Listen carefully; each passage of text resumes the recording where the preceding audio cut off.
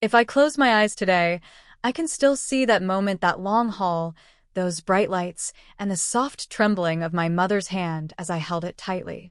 I remember how my heart was beating, not loud enough for anyone else to hear, but heavy enough to almost knock from inside my chest. My name is Aisha, and this story is not something I share to make anyone look bad, nor to ask for pity. I share it because I learned something quietly, slowly, and painfully, something I wish someone had told me when I was much younger. This story is about respect, dignity, identity, and the gentle kind of strength that does not raise its voice, yet changes everything around it. I remember the scent of expensive perfume filling the air that evening, the sound of heels clicking on polished floors, and the quiet whispering behind covered smiles. And in the middle of all that, there was my mother wearing her simple clothes, her old handbag, and that soft smile she always carried, even when people tried to take it away. I was 9 years old when I first realized that the world did not see my mother the way I did. That day, I learned that people do not always measure a person by the heart they carry, but by the clothes, the house, the job, or the last name. At 9, I did not understand why. At 19, I tried to ignore it. But by 24, I finally learned that not everyone who speaks gently has a gentle soul, and not everyone who works quietly has a small life. My mother used to say something very simple many times while folding clothes or cutting vegetables. She would say, "My value is not in what you see. My value is in what I give." As a child, I didn't fully understand the meaning behind those words. But every year, those words kept growing inside me, like a seed that was waiting for its season. You see, my mother worked as a maid not just in one home, but in several. She woke up before dawn, prepared breakfast for us, packed a small lunchbox for herself, walked long distances in every weather, and returned home with tired feet but a peaceful face. People used to say things like, "Poor woman. She has no status. She is only a maid. She has no respect. She is not like us." Sometimes they said it behind her back, sometimes they said it loudly enough for her to hear, but softly enough to pretend it wasn't meant to hurt. My mother never once replied. She never defended herself, never argued, never compared, and never tried to prove anything to anyone. She only worked, prayed, and loved me with all the strength her heart could carry. To me, she was not a maid. She was my teacher, my comfort, my protector, and my first example of courage. But life and society does not always care how a child sees their parent. The world creates its own labels, and once it sticks a label on someone, it rarely takes it off willingly. I grew up watching her being brave without saying she was brave, and strong without raising her voice. And, because of her, I thought kindness was enough. I thought that if a person was good, fate would automatically protect them and bring good people into their life. I was wrong, at least at that time. When I turned 24, I was invited to an engagement ceremony at an expensive, well-decorated home. The invitation came from someone I once believed I could build a future with. He was educated, charming, well-spoken, and came from a respected, wealthy family. I thought he was different, thoughtful, polite, and understanding. He knew everything about my mother, or at least I believed he understood. I never hid anything.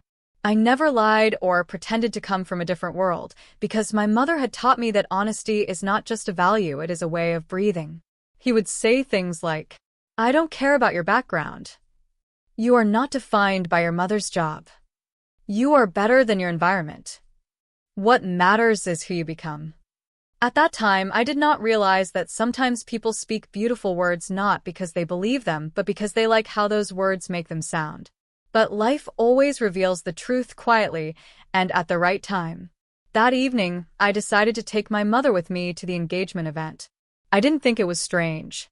She was my only family, my most important person, and the one who stood beside me when everyone else chose distance. I wanted her to share the moment, to sit beside me, to see what love and celebration looked like when it was real. She hesitated. She looked at her clothes first, then at her hands, then at me. She whispered, almost afraid of her own voice, "Are you sure they will not feel uncomfortable if I go?" Her question did not come from insecurity. It came from experience. I held her hand, smiled softly, and said, "If you are not welcome, then neither am I." Her eyes moistened, but she nodded and did not argue. She changed into the cleanest clothes she owned, simple, neatly ironed and modest. She combed her hair twice, wiped her sandals, and placed her old watch on her wrist, the one she had worn for over 10 years. As we walked toward the home, my heart was steady. I believed love was stronger than judgment. I believed that people who spoke kindly meant what they said. I believed respect was something everyone deserved simply because we are human. But fate does not always enter with loud warning signals. Sometimes, it walks quietly and waits inside a moment to unfold itself. When we reached the entrance, everything looked beautiful: lights, flowers, music, and smiles. I felt a small warmth in my chest, thinking it would be a good memory, something my mother and I would remember years later with peaceful eyes. But the first person who noticed us did not smile with warmth. Their eyes scanned my mother from her shoes to her bag, from her wrinkles to her clothes. They looked at me, then leaned toward another person, whispering. And I saw it, the small, sharp smile people carry when they think they know your worth. A few seconds later, someone gently pulled me aside, not roughly, but firmly enough to make me understand it wasn't a casual gesture. They whispered words that cut softly, like thin glass. "Next time, please come alone. She looks like she is here to work." I stood very still, like a statue that still had breath. For the first time in many years, I felt like that 9-year-old girl again, confused, small, and silent. But the moment that changed everything came a few seconds later, when he appeared, the man who claimed love, respect, and understanding. He did not hold my mother's hand. He did not greet her. He did not welcome her. Instead, he forced a polite smile, looked around to see who was watching, then leaned closer and whispered, "Why did you bring her? She should wait outside."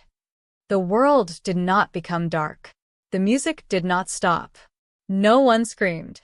But something inside me, something soft, pure, and trusting, tore silently. My mother stood there, quiet, with gentle eyes that already understood more than I did. She did not react. She did not defend herself. She simply lowered her gaze, but not out of shame. I realized in that moment that I was not ashamed of her, but he was. And that was the beginning of the truth I had been blind to for too long. My mother and I did not leave immediately after those words were spoken. We stood there for a few quiet seconds, just long enough for my heart to feel the weight of what was happening. I could feel my mother's hand slightly tremble inside mine, not out of fear, but out of a quiet discomfort she had experienced many times before, yet never wished to revisit. In that moment, I wanted to ask her what she was thinking. I wanted to ask her if she was hurt or if she had expected this to happen. But something about her silence made me understand that words would not bring comfort. So, instead of speaking, I gently pressed her hand, hoping she would feel my reassurance through touch alone. But before sharing what happened next, I want to take you back to the life we lived before this moment, so that you can fully understand why this was not just a humiliation or a disappointment, but something far deeper. I grew up in a very small rented house located behind a row of large, modern homes. The kind of neighborhood where people from two entirely different lives live only a few feet away, separated only by walls, gates, and lifestyles. On one side, there were children who played with expensive toys and were driven to school by drivers. On the other side, like us, children walked to school with bags that had been stitched more than once and learned how to take care of things because replacing them was not easy. Our home had 2 small rooms, a tiny kitchen, and a narrow bathroom whose door sometimes needed to be lifted slightly before closing because it dragged against the floor. The paint on the walls peeled every summer, and every winter we put cloth under the door to stop the cold air from coming in. But what I remember most about our home was not poverty. I remember warmth. No matter how tired my mother was, she always made sure there was fresh food, clean clothes, and a sense of safety inside those small walls. She would hum songs while cooking, tell me stories at night, and laugh softly at small things even when the world outside never offered her anything to laugh about. She never said, "We are poor," She said, "We have enough because we have peace." She never said, "Life is unfair." She said, "Life gives according to how much we can learn." And she never warned me about people. She simply taught me, listen more than you speak, and observe more than you react. But no amount of wisdom can completely protect a young heart from misunderstanding its own value. When I went to school, children often asked simple questions that carried deeper meanings than they realized. Where does your father work? Why is your uniform not new? Why doesn't your mother pick you up by car? And the one question that followed me the longest. What does your mother do? The first time I answered that question, I said it proudly. She works in someone's house. She helps them. But I noticed something change in the expressions of the children who asked. Their curiosity became judgment. Their friendliness became distance. It wasn't dramatic, it was subtle. A slight change in tone. A shift in posture. A quiet exclusion that almost pretended it wasn't happening. Some children laughed. Others whispered. Some ignored me afterward. That was the first time I understood that the world admired the people my mother worked for, but not my mother. For many years, I believed the world simply did not understand. I believed that if people just spent time with her, if they heard her speak, saw her pray, or understood her heart, they would respect her the way I did. That belief stayed with me until adulthood. As I grew older, I studied hard. I wanted to give my mother a different life, not because I was ashamed of her, but because I wanted to give back what she had given me: effort, devotion, and comfort. I studied at home because we could not afford additional classes, and many nights I studied beside a candle if the electricity was cut. My mother never forced me to achieve anything remarkable. She never told me that success meant money or status. She only said, "Become someone who can stand without pretending." When I turned 18, I got a scholarship to continue my studies. That was when I first met him, the man from the engagement ceremony. His name was Armin. He was confident, well-dressed, and always surrounded by friends. He spoke gently, used polite words, and treated people with charm. At first, I never imagined we would cross paths in a meaningful way. He came from a family where success and pride were spoken of like daily prayers. We began talking gradually, academic discussions first, group conversations later, and then occasional personal topics. He liked my perspective, he said. He admired how I always spoke calmly. He said I understood things deeply, unlike many people. I remember the first time he asked about my family. I hesitated for a moment, not because I was ashamed, but because I wanted him to hear the truth with clarity, without assuming anything. "My mother works as a maid," I said. He paused, not long, but just enough for me to notice. Then he smiled a polite, controlled smile and said, "It doesn't matter. People have different lives. You are not your background." At that moment, I believed him. We slowly grew closer. We spoke about dreams, goals, and values. He often said he liked that I was different, simple, humble, and thoughtful. He said many people around him cared too much about money and appearances, and that he wished to live a life built on meaning, not luxury. I believed every word. But what I did not know was that words spoken in comfort sound different when tested in reality. He told me once, almost casually, "Maybe one day, you can help my family understand a simpler life." I smiled, thinking it was a hopeful wish. Little did I know, it was a warning I misheard as admiration. As months passed, people around us began to notice our friendship. Some accepted it, some questioned it, and some watched quietly. He didn't seem bothered.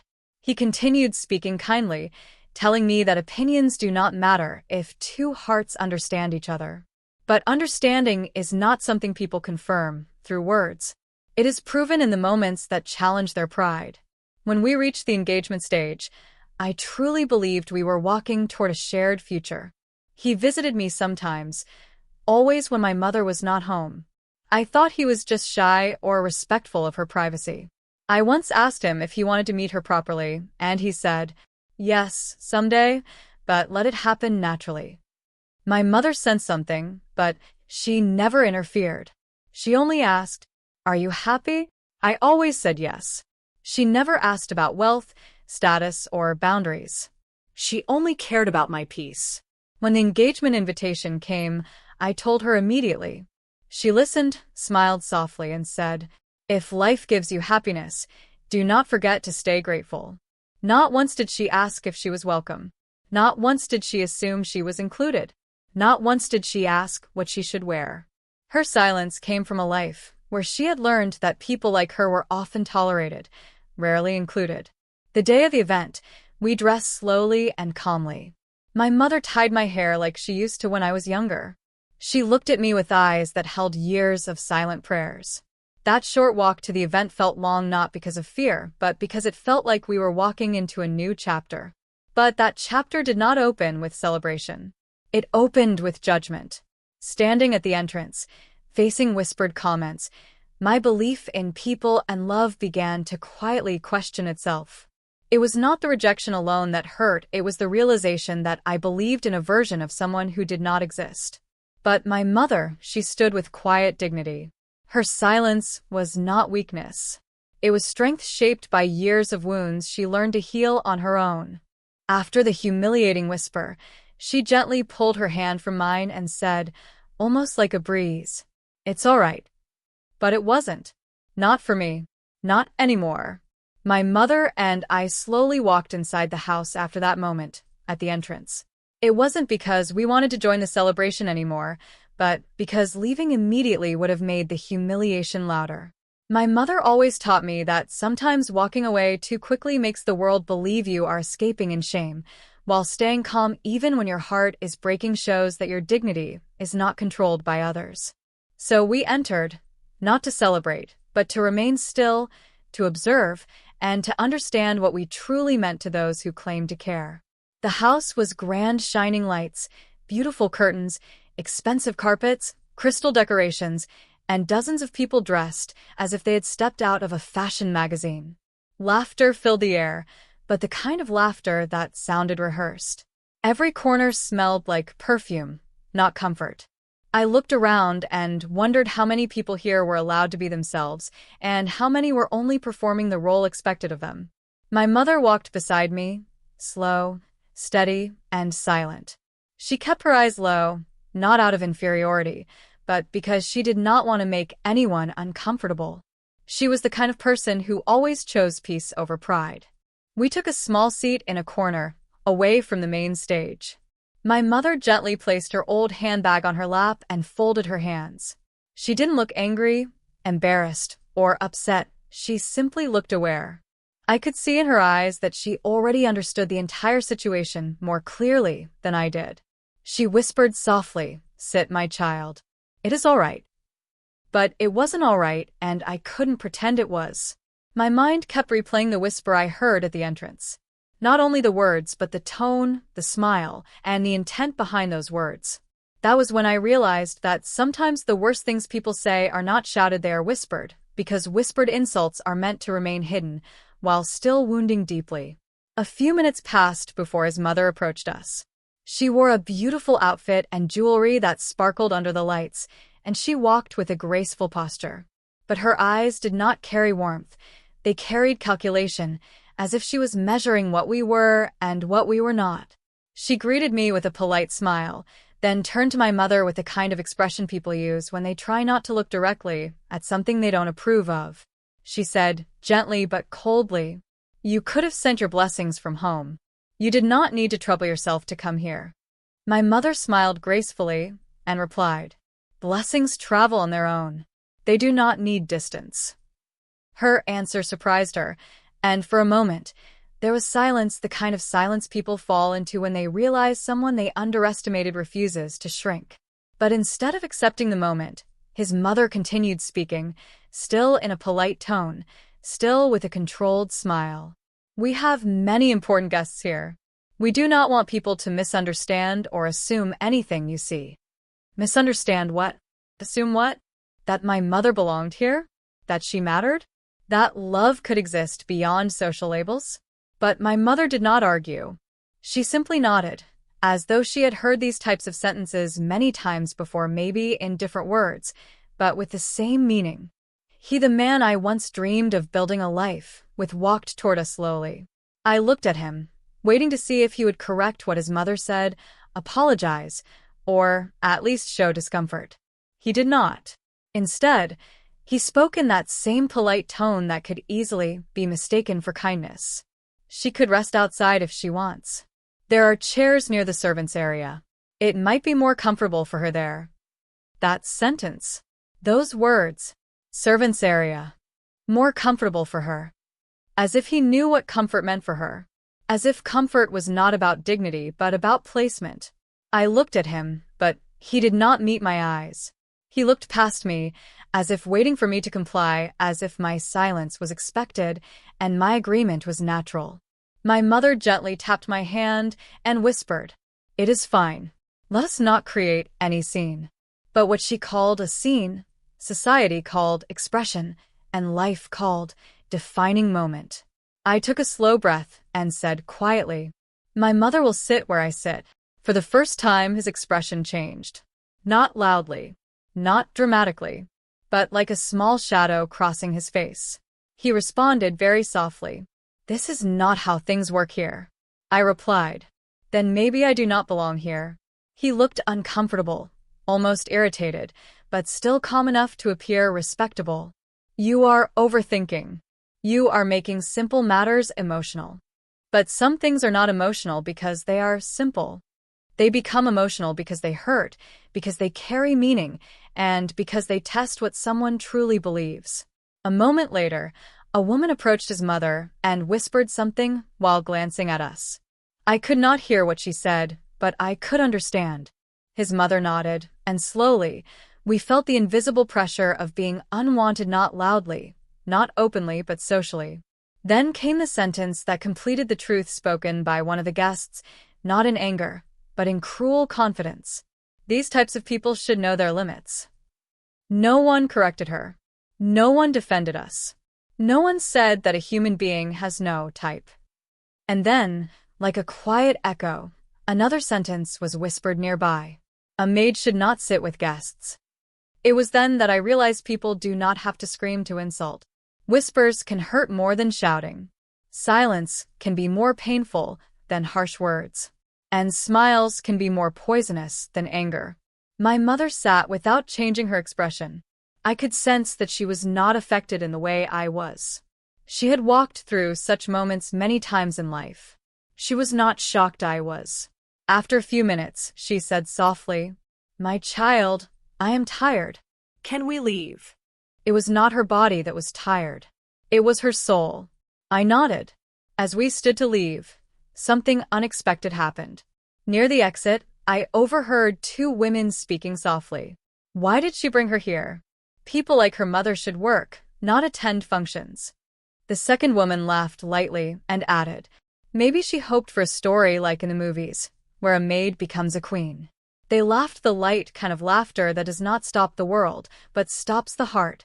I felt my throat tighten, but before I could respond, my mother gently held my arm and whispered, "They do not know life beyond their walls." Her calmness felt like a shield, but it also broke something inside me. We stepped outside. The air felt different, raw, quiet, and honest.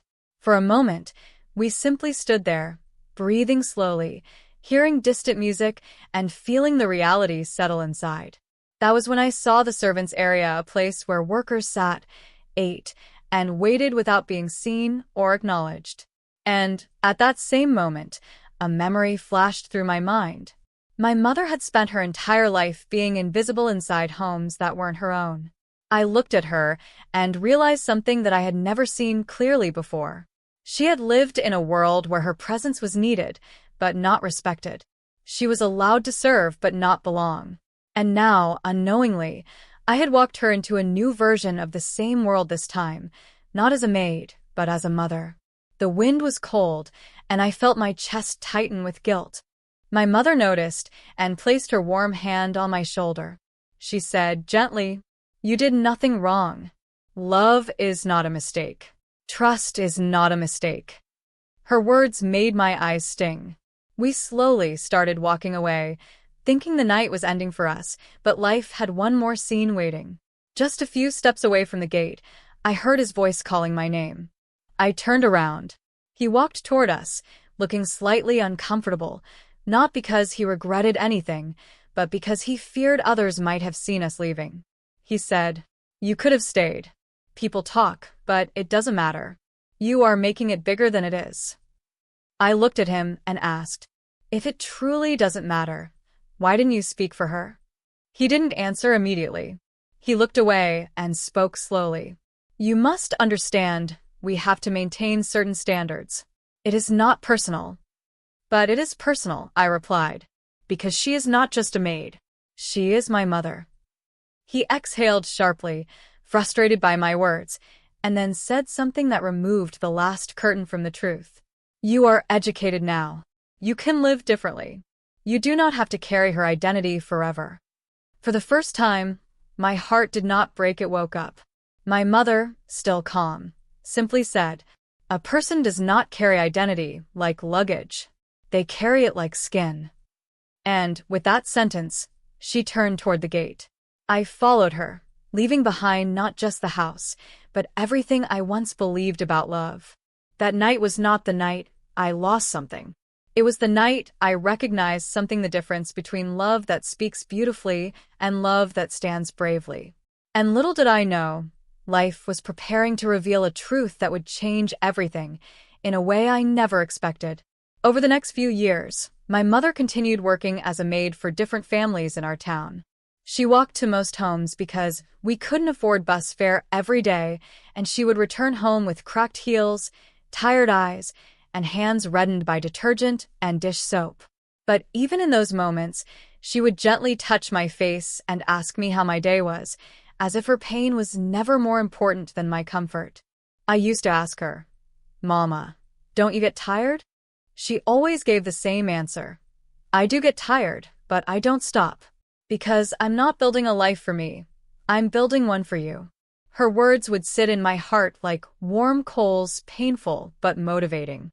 I promised myself I would study hard, earn money, give her a better life, and make sure she never had to bend her back to scrub someone else's floor again. But life had a habit of moving differently from our plans. Despite my mother's job, she enrolled me in a private school.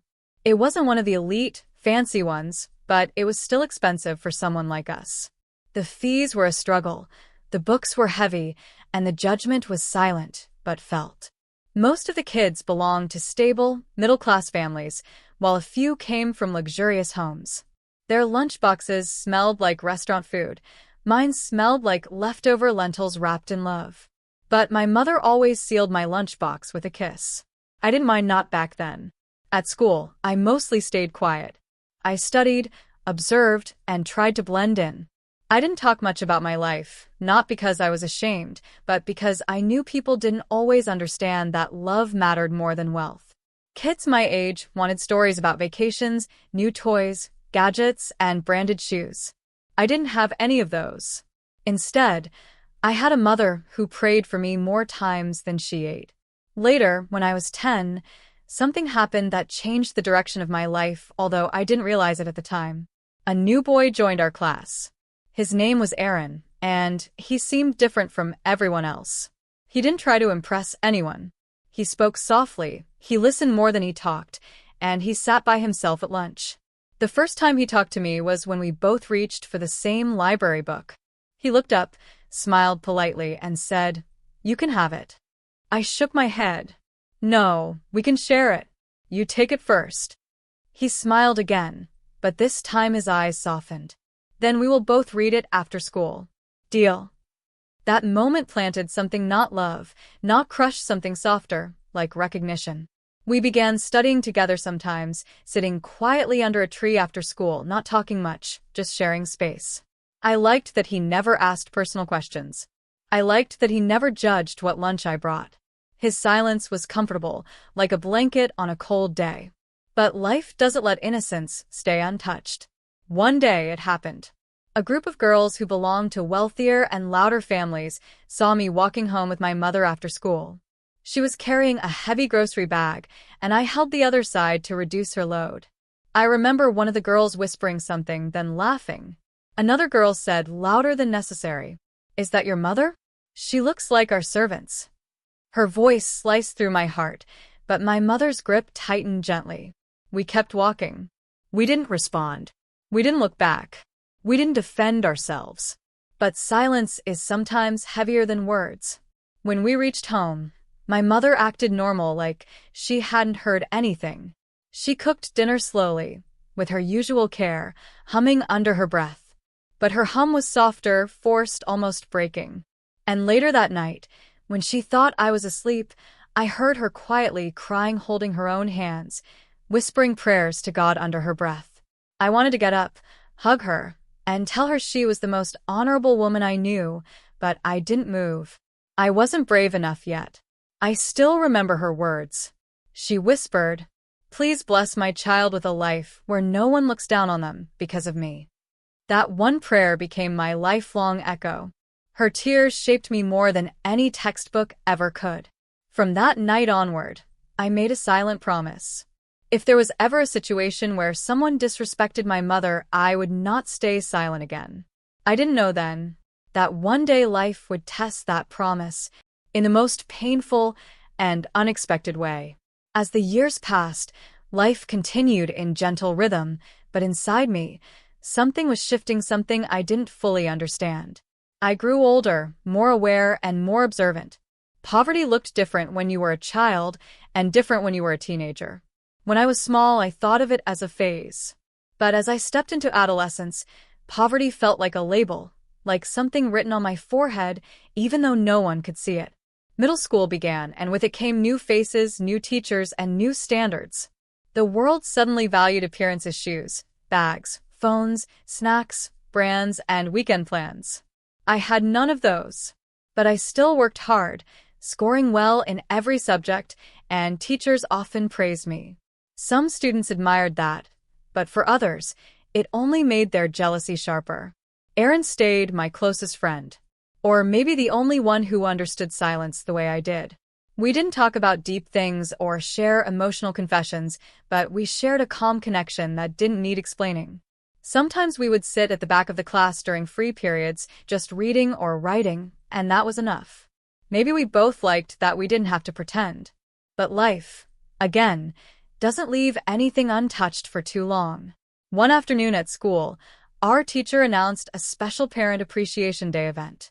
Each student was required to bring at least one parent to school and introduce them on stage, talk about their values, their character, and their role in their life. The class cheered. I froze. My heartbeat shifted, like it suddenly belonged somewhere else. I kept staring at my notebook, hoping the moment would evaporate. My hands felt numb. My throat felt dry, and all I could hear were distant murmurs about dresses, perfumes, gifts, and speeches. That night at home, my mother was washing clothes by hand. I sat silently beside her in the dim kitchen light. I wanted to tell her about the event, but my words stuck like stones in my throat. She noticed my silence and asked, "Are you okay?" I nodded quickly. She didn't push further. 2 days passed. My teacher reminded us again. I felt like the walls were closing in. Finally, I forced myself to mention it at home. "Mama, there's an event at school," I said softly. She looked at me with interest. "What kind of event?" "It's Parent Appreciation Day. We have to bring a parent to school. Everyone will introduce them." She didn't say anything immediately. She just looked at her hands for a moment, then at me. "Do you want me to come?" she asked gently. Her voice was not offended, not insecure, not fearful. She asked with pure consideration for me, not herself. And that question hurt more than anything. I should have said yes. I should have hugged her. I should have told her she was the strongest parent in the world. But fear is a silent thief. It steals before we can protect what matters. I hesitated, and that hesitation said enough. She smiled faintly, a smile that didn't reach her eyes, and said, "It's okay, you don't have to worry. I understand." She touched my hair and stood up slowly, as if her bones felt heavier than before. Then she returned to washing clothes, but this time, she didn't hum. The next day, I told my teacher, "My mother can't come. She is busy." The event happened. Parents came well-dressed, wearing perfumes I couldn't pronounce. They hugged their children proudly. They clicked photos. They laughed. They shared memories. The hall was filled with love and silence at my corner. Somewhere inside, something cracked quietly. A few years passed. I turned 16. My mother still worked, but now she had more frequent back pain that she ignored, saying, "Work keeps me moving. If I rest too long, my body will stop." She pushed through pain the way some people push through air daily, invisibly. Meanwhile, I started to perform exceptionally in my studies. Teachers began suggesting scholarship recommendations for college if I maintained my grades. That became my only dream escape through education. At the same time, my world slowly began to intersect with a different one. One afternoon, our class was asked to attend a combined student gathering with senior students for motivational and career guidance. There, I saw someone who immediately stood out not because he tried, but because others naturally gravitated toward him. His name was Ryan. He spoke confidently, but not arrogantly. He looked around when he spoke, as if he valued everyone present. He smiled easily, walked calmly, and spoke with purpose. He was the son of a well-known businessman in our town, but unlike others, he didn't carry entitlement like a badge. When the session ended, he approached me and said, "You ask thoughtful questions. I like how you think." Just that one line changed my place in the room. Within weeks, Ryan became someone people admired openly, and I found myself standing somewhere near his shadow, not because he pulled me there, but because others began noticing our conversations. Teachers encouraged it, classmates whispered about it, and some girls gave me looks filled with quiet confusion, wondering how someone like me gained access to someone like him. Ryan and I slowly developed a gentle friendship, and though I never admitted it out loud, a small part of me grew attached to that feeling, the feeling of being seen. But eventually, the gap between who I really was and who people thought I might become started to stretch, and life was preparing to pull it apart. Because the higher hope climbs, the deeper heartbreak falls. And I had no idea that my biggest humiliation was not going to come from strangers, but from someone I trusted, someone connected to both my past and future, and connected to my mother in a way I never imagined. My friendship with Ryan became one of the most meaningful parts of my late teenage years. We didn't rush into anything romantic. We didn't even label our bond. But there was a quiet understanding between us, a sense of safe companionship. He encouraged me to dream without fear, and I motivated him to stay grounded and thoughtful. It felt balanced, respectful, and gentle. He often said things like, "You deserve to be somewhere big one day," or "You think too small of yourself. You're capable of more than you know." No one had ever spoken to me that way, except my mother.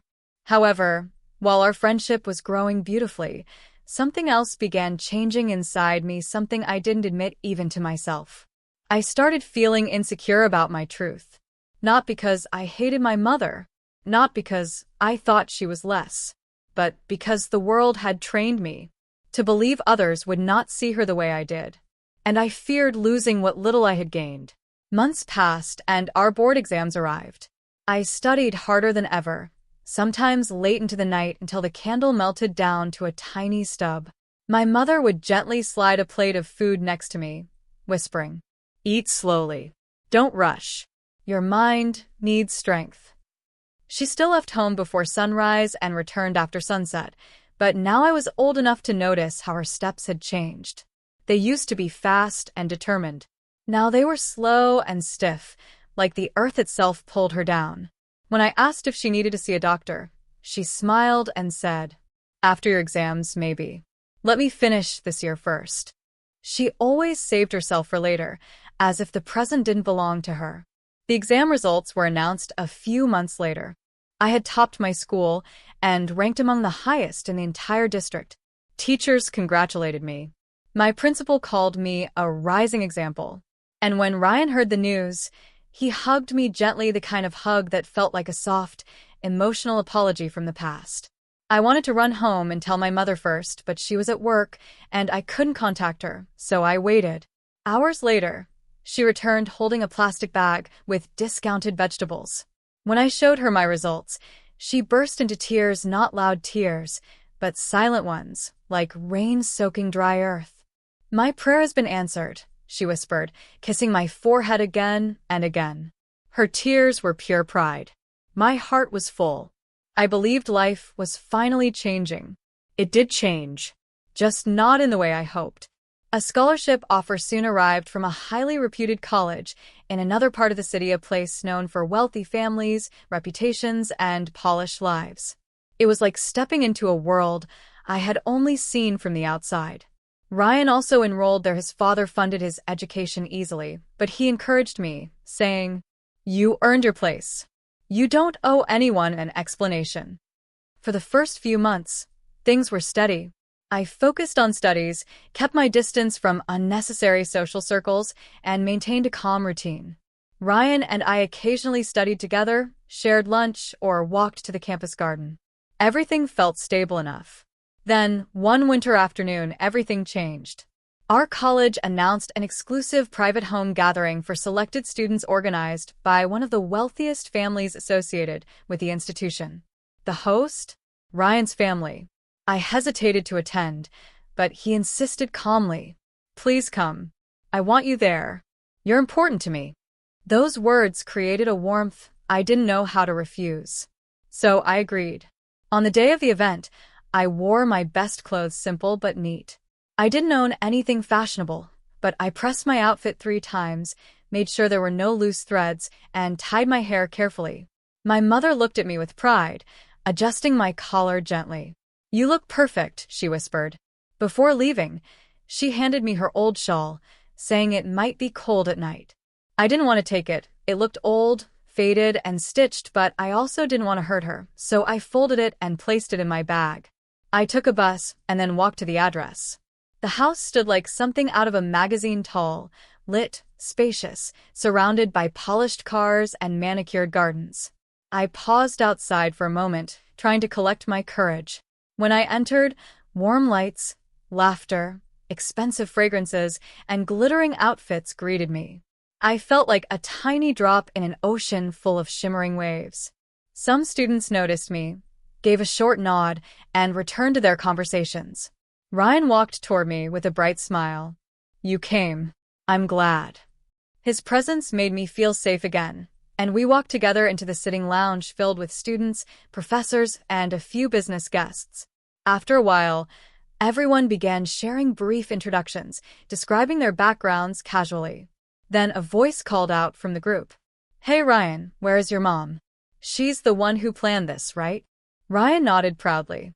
"She will be here in a minute." Everyone looked toward the hallway, expecting an elegant grand entrance. And indeed, someone walked in, but it wasn't who I expected. The moment I saw her, something inside me froze completely. Because standing there dressed beautifully, smiling confidently, hosting everyone like royalty, was a woman whose face I had seen many times before.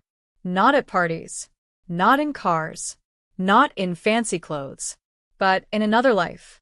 She used to be my mother's employer. The woman whose house my mother once cleaned was Ryan's mother. My breath weakened, my stomach tightened, and my heartbeat slowed until I could barely feel it. Every memory connected instantly: her voice, her commands, her strict instructions, her impatience, her cold tone, her expensive floors that my mother scrubbed with aching arms.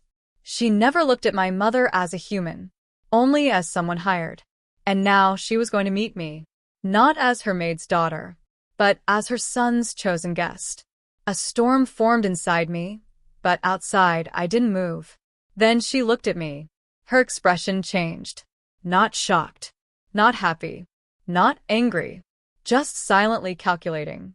She came closer, gently took Ryan's arm, and whispered something in his ear before turning back with a smile for the crowd. Then she said loudly enough for many to hear, "Oh, I didn't realize students from every social background were invited tonight." The room didn't react, but I felt my blood turn cold. That was the moment. The world I was building began to crack. This was only the beginning. The real breaking point was still waiting for me. A few days later, when she called me privately and spoke the words that changed my life forever. After that party, something inside me went quiet. I didn't cry. I didn't complain. I didn't even tell my mother. But the silence within me changed texture from soft to sharp. Over the next few days at college, I maintained my routine, trying to behave as if nothing had happened. But I could feel the subtle shift in how certain students looked at me. Not everyone, just a few. A specific few. Some of them began speaking more carefully around me, as if proximity to me might affect their reputation. Others suddenly acted overly kind, the kind of kindness that feels more like measurement than care. Only Ryan remained unchanged. Or at least, he seemed unchanged. He still talked to me normally, still shared small thoughts, still laughed gently at small things. But I noticed that sometimes, when we spoke, his eyes drifted away momentarily, like someone silently processing something they wished they didn't know. And although he didn't mention it, I knew he had heard whispers. I knew his mother spoke to him. I just didn't know how far she would go. One afternoon, a college staff member approached me in the hallway and said, "Ryan's mother wants to see you. She is waiting in the guest lounge." My heart tightened. A part of me wanted to refuse, but something deeper, maybe pride or exhaustion, told me not to avoid what was inevitable. So I nodded and walked slowly toward the guest lounge. She was sitting on a luxurious sofa, legs crossed, holding a glossy magazine. She didn't greet me. She didn't smile. She simply lifted her eyes, observed me head to toe, and said, "Sit." Not "please sit." Just sit. I sat. For a moment, she said nothing. She watched me with an expression that didn't look angry. It looked evaluative, like she was deciding the price of something used, not worthless, but not worthy. Finally, she spoke. "My son is a boy with a future," she said plainly. "He comes from a respected family, and he will inherit responsibilities, a business, and a social name." I remained silent. Not because I agreed, but because I didn't trust my voice. She continued, "I don't know what you think you are to him, but I want to help you understand reality before you misunderstand it." My fingers tightened slightly against my knees, but my face stayed calm. Then she leaned forward just a little and spoke more quietly, yet sharply. "I know who your mother is." A strange stillness fell inside me. She didn't stop. "She worked in my house years ago. She cleaned my floor, my kitchen, and my dishes. She handled things quietly, I will give her that, but she was still a maid. A house helper. That is your background. And backgrounds cannot be erased." I slowly inhaled, forcing myself not to look away. She continued with chilling composure. "You are bright. You're disciplined. But smart students like you must know their limits early, before life humbles them later." I wanted to respond, "My mother is not a limit," but my voice wanted to break, and I didn't want to let her see fragility. Then she delivered the line that cut the deepest. "If people find out who your mother is, they will treat you according to her place, not your dreams. And that includes my son. So please stay in your lane." It wasn't shouting. It wasn't insulting tones. It was quiet cruelty, spoken with the confidence of someone who believed she was doing a favor. Before I could gather the courage to speak, she added one more sentence, the one that would echo in my head for years to come. "Your mother may have raised you with love, but love won't let you sit at a table where you do not belong." My heart did not crack loudly. It cracked silently, the way glass breaks underwater. That evening, I walked home slowly. Not because the distance was long, but because my thoughts were heavier than my steps. I opened the door and saw my mother cooking dinner, stirring a pot gently, unaware that someone had just tried to shrink her existence. She smiled when she saw me. Such a pure, soft smile. The kind that made me want to protect her from the entire world. But I didn't tell her what happened.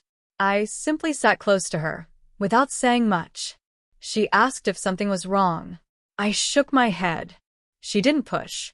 Some hearts don't require explanation to understand pain, they just wait beside it.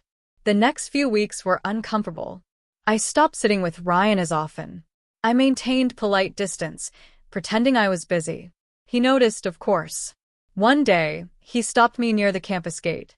He looked at me with genuine concern and asked, "Did I do something wrong?" I wanted to say, "No, you didn't. But your world did." Instead, I answered, "No." I'm just focusing on my scholarship. Nothing else. He looked unconvinced, but he didn't force the conversation. Perhaps he sensed the walls I had quietly built. Life continued painfully smoothly. The most dangerous kind of continuation. Then one morning, everything changed again. Ryan approached me and said his mother wanted me at their house again. This time, she didn't want to talk to me alone. She had called my mother too. My heart dropped. I couldn't breathe for a moment. He said it casually, unaware of the storm it created inside me. My mom said she wants to discuss something important with both of you. She already sent the message. I didn't respond. My chest felt hollow. My legs felt numb. Because I realized something. My mother had already agreed. She was going to walk into the very house where she once scrubbed the floors. As a maid. Now invited. To talk about me. And I didn't know if the purpose was acceptance Or humiliation. I took a step forward, ignoring the painful, instinctive pull telling me to stop. Every corner of that forgotten corridor felt wrong, stale air, faint dust, but footprints fresh as hours-old rain, leading straight towards the room where the voices had stopped. A soft hum like old machinery waking from decades of silence vibrated beneath the floor. My breath caught. I placed my palm on the metal door. It was warm, not just warm alive, as if something pulsed inside it. Then suddenly, click. The door unlocked by itself. No one pushed it. No one turned a key. No one stood behind it. But it opened slowly, silently. Inside was not the old rusted workshop I remembered as a child before the building was abandoned. Instead, the walls were covered with screens, dozens, maybe hundreds, flickering with static. On every screen, Me. different ages, different years, different clothes, different cities, different moments I thought no one had ever seen. Some recordings were from inside my bedroom, captured when the lights were off. Some from the back seat of my father's car. Some from my university library balcony, where I had cried silently, believing I was unseen. My knees weakened. Stop, I whispered, though nothing was playing with sound. Then one screen refreshed, unlike the others. A live feed. It was the same corridor I was standing in. The same metal door. The same floor. And there, on the screen, was me, staring at the screen. But behind my reflection, a silhouette moved. Very slowly. Very human. Very close. Breathing right behind me. I froze. Not because I was scared, but because I recognized the breathing pattern. I had heard it every night growing up. Before my mind could even form a complete plan, my body reacted on pure instinct run. I spun around, ignoring every urge to glance at the thing behind me. My shoes slapped against the concrete floor, echoing like gunshots through the empty corridor. The building seemed longer than before, as if the walls stretched with every stride. I didn't dare look back.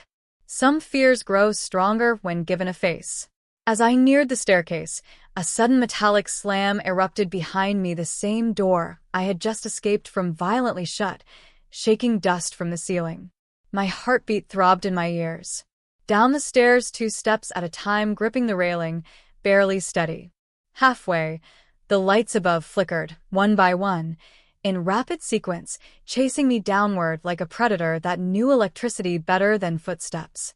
I reached the ground floor and crashed into the main hall. But the front exit, once slightly open, was now sealed shut. Bolted. Not old and rusty anymore. No fresh metal, as if newly installed. My breath turned sharp. Someone or something didn't just know I would run. It prepared for it. Behind me, the faint sound of footsteps emerged. Slow.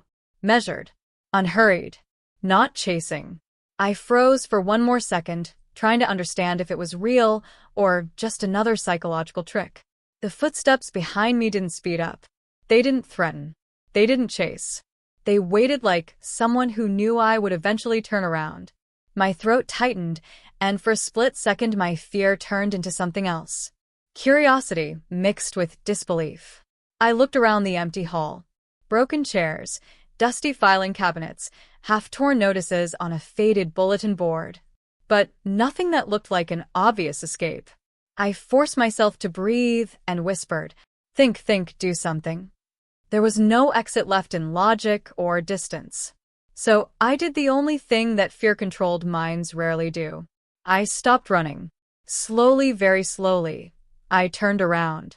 The stairs behind me were dim, and halfway down, right where the shadows thickened, stood a figure. Not moving, not speaking. Before I could speak, before I could even form a thought, the lights shut off completely. Not a flicker, not a fade. Just pure blackness swallowing everything at once. The timer's sound disappeared too. No beep. No footsteps. No breathing. Nothing.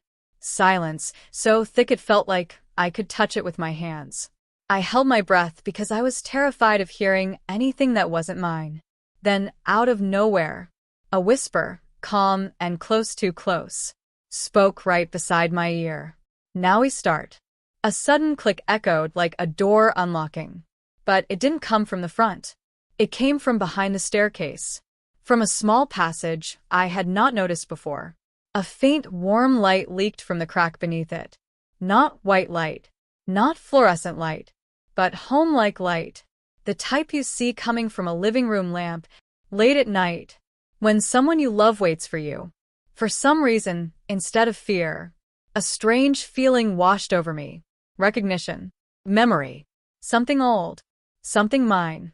My legs moved on their own, and I followed the soft glow.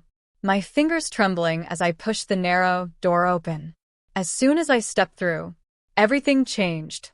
The cold concrete floor was gone, replaced by smooth, polished wood. The air smelled like cooked rice, laundry soap, and warm blankets. And in front of me, in a quiet, familiar sitting room, sat my mother. Not the woman I lost years ago. Not the version from my dreams. But her alive, warm, breathing. The same as she was before everything broke. She lifted her eyes slowly, smiled the way she used to when I came home late, and whispered softly, "I was waiting. I knew you would come back." My knees weakened. I felt like a child again, confused, afraid, hopeful, and desperate for the truth. I whispered back, "But you're gone." She shook her head gently. "No, my child. I am not gone. You are the one who left." Tears rushed to my eyes, not because of fear anymore, but because of the truth inside her words. She wasn't talking about death. She was talking about life. And now, the real story was finally beginning. I stood frozen in the doorway, unable to decide if my legs wanted to move forward or collapse. The warm light in the room felt completely out of place compared to the dark, unfinished building I believed I had been running through moments ago. Nothing made sense.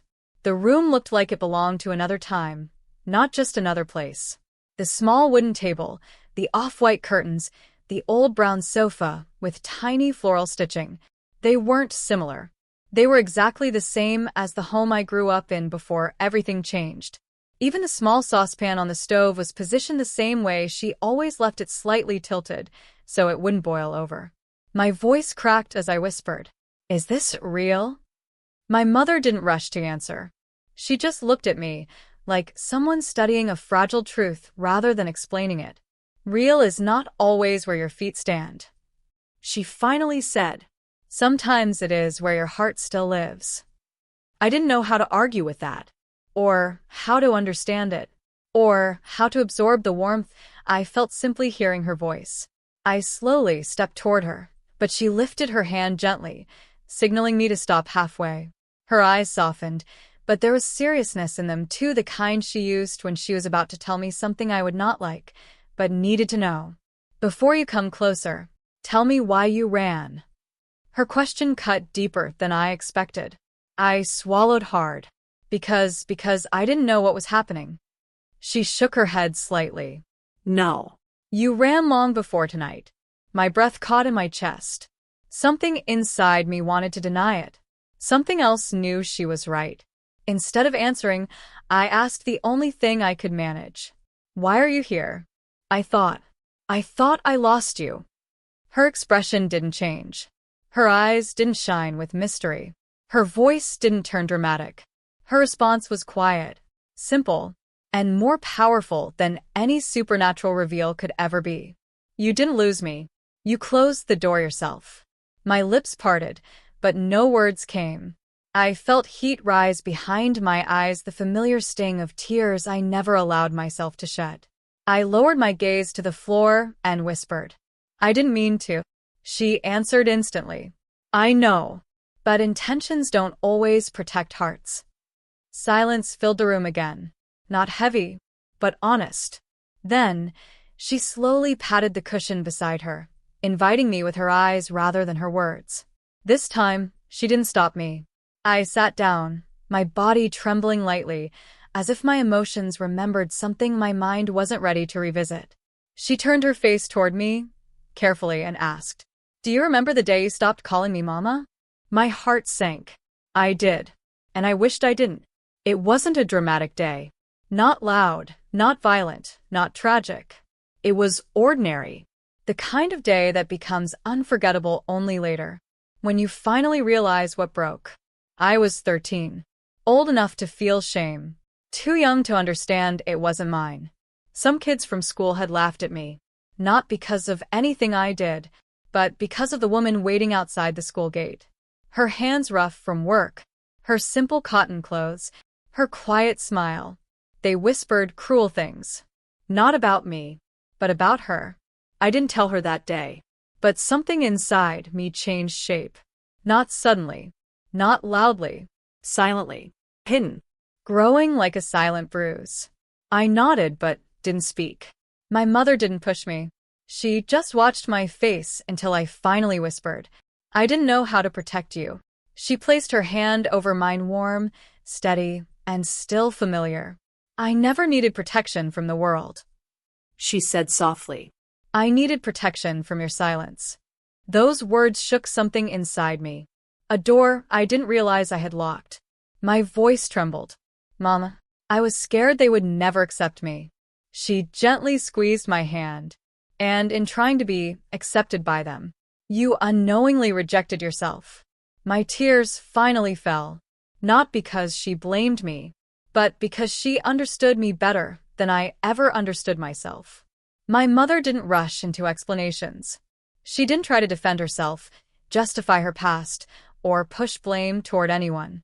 Instead, she looked at me with the same calm expression she always carried, even on her hardest days. "There are things you believed for years," she said quietly, "and there are things you were never told. Tonight, they must meet." Her voice was steady, not dramatic, not mysterious, but heavy with truth. I straightened slightly, wiping the edge of my cheek with the back of my hand. "I want to know. Please tell me everything." She nodded slowly. "Then you must listen without interrupting. And without preparing an answer. Truth needs silence to enter." I nodded. She took a slow breath, the kind someone takes before opening a part of themselves they kept locked away for too long. "You thought I worked as a maid because we were poor," she began. I lowered my eyes. That is exactly what I had believed. And eventually, it became exactly what I was ashamed of. "But we weren't poor," she continued. "We were paying a debt, one that didn't belong to us." I looked up sharply, confusion rising. Debt? "Whose? And why her?" She noticed my reaction, but didn't pause. "You remember how your father left, yes?" Of course I remembered. I remembered the silence that swallowed our home. I remembered the nights I pretended to sleep while she cried quietly into her pillow. Never loud enough to wake me, but loud enough for a child's heart to hear. I nodded again. "He didn't leave because he didn't love you," She said softly. "He left because he was threatened." My breath caught. Threatened? By who? She looked away for the first time since I entered the room, as if the walls themselves might hear the truth and bleed from it. "Your father trusted the wrong person," she continued. "Someone who pretended to help him start a business. Papers were signed, documents were forged, and suddenly, we owed money we never borrowed." My heart pounded. Everything I believed, everything I judged, everything I used to measure my worth, was turning into dust. Payment was demanded in a way that wasn't written on paper. She added, "Not with money, but with obedience." I felt a chill. "And so, you worked for them?" I whispered. She nodded. "Not because I was weak, not because we lacked dignity, but because your safety mattered more than pride." My eyes brimmed again, but she held her hand up gently, stopping the tears before they fell. "Wait." "There is one more truth you need to hear." Her voice lowered, not in fear, but in painful honesty. "The person who mocked you, the person who shamed you for having me, was from the same house I was forced to work for." My breathing stalled. "They kept you embarrassed on purpose," she said, "because if you stood proudly with me, you would start asking questions." I felt a strange mix of rage and heartbreak inside me. "Who was it?" I whispered. She looked straight into my eyes, and her answer felt like a quiet lightning strike. "Someone who wanted your future, not your happiness." My chest tightened. Someone familiar. Someone close. Someone who benefited from my distance from her. I swallowed hard. "Tell me their name."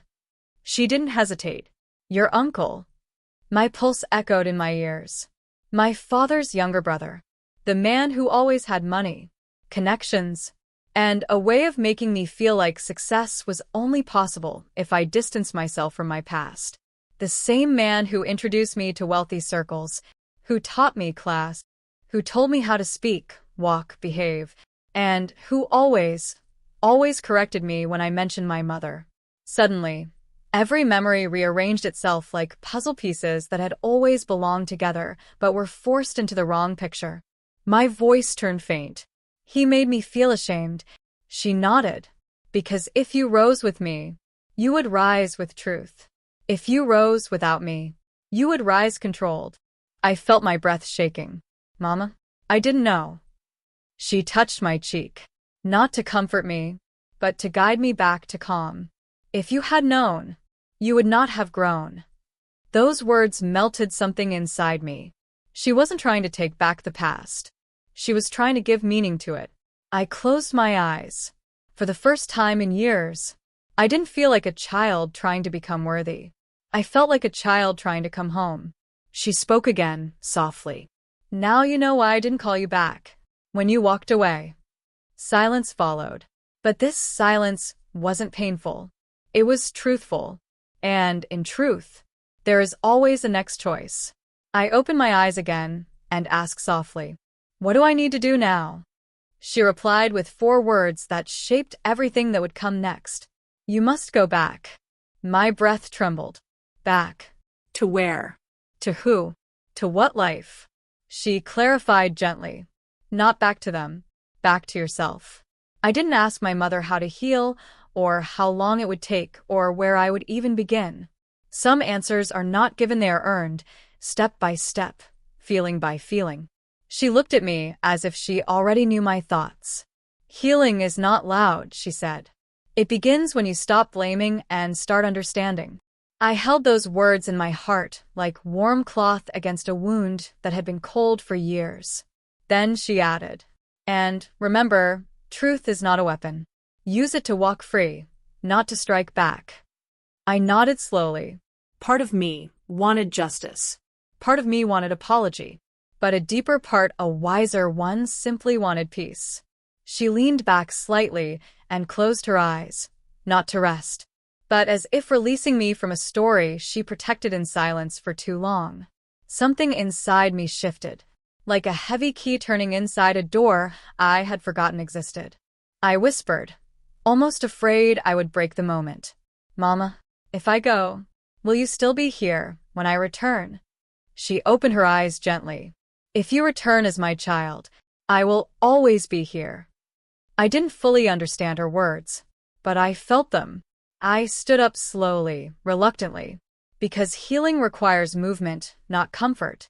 The room didn't disappear. The light didn't fade. There was no magical dissolve. It was just me, my breath, my heartbeat, and the quiet decision to finally stop running. I went to see my uncle, not to accuse, not to argue, but because silence enables. And silence had already done enough harm. He opened the door with his usual confident smile. But it slowly changed when he saw my expression. No fear. No confusion. No dependence. Just clarity. We talked not as enemies, not as family, but as two adults standing on opposite sides of a truth that could no longer be denied. I didn't raise my voice. I didn't demand anything. I simply said, I know everything now, and I will no longer build my life with borrowed worth. His silence told me more than his words ever did. Not victory, not regret, just truth landing where it finally belonged. I walked away without looking back. Some stories do not end with justice. Some end with release. The next days were quiet, unfamiliar, and sometimes heavy. Healing did not arrive like sunrise. It came like slow weather, different every day. I visited my mother again, this time not to seek answers, but to build moments. We didn't talk about the past every day. We cooked together, sat in silence, walked quietly, laughed at small things, cried without shame. It felt like learning a language we once spoke fluently, but were now relearning gently, with patience and forgiveness. One evening, I whispered, Mama, I don't know if I deserve forgiveness. She took my hand and answered, Forgiveness is not earned or deserved. It is shared when both hearts are ready to live again. And just like that, not loudly, not dramatically, but softly, something healed, not with perfection, but with truth. I learned that shame grows in silence, not reality. Love becomes heavy when measured by other people's eyes. Dignity isn't found in status, it's found in honesty with yourself. And sometimes, the bravest thing you will ever do is walk back to the person you once abandoned, especially if that person is you. My mother didn't become richer. Our life didn't suddenly transform. The people who judged never apologized. Some wounds never fully erased. But something far more important happened. I stopped living to be accepted and started living to be true. Before sleeping one night, I whispered softly not to the world, but to the small voice inside me. My mother was never a shame. My shame was forgetting who she was. And with that quietly, honestly, and finally, I found my way home. Sometimes we don't lose people. We lose the version of ourselves who loved them without fear. If you ever find that version again, hold their hand like you should have the first time, and walk forward, not to rewrite history, but to live it better. Thanks for listening. Did you like the story? And which city are you listening from? Let's meet in the comments. If you like the story, you can support me by sending a super thanks so I can keep bringing more stories like this. Thank you so much for your sweet support. I'm looking forward to your comments on the story. Don't forget to subscribe. See you in the next life story. With love and respect.